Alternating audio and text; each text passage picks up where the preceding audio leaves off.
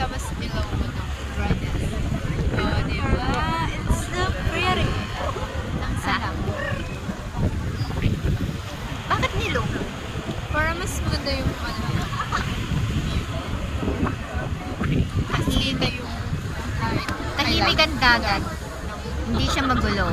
Huwag kayong magulo. Kasi pag yan nabuisit yung dagat, nalalunod tayong lahat. Ganon. langsa. Marami siyang isda siguro kaya ganyan.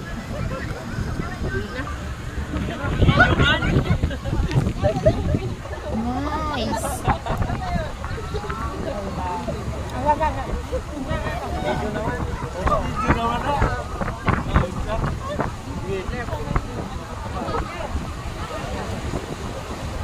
Tapos, lagyan mo ng magandang ano to, narration.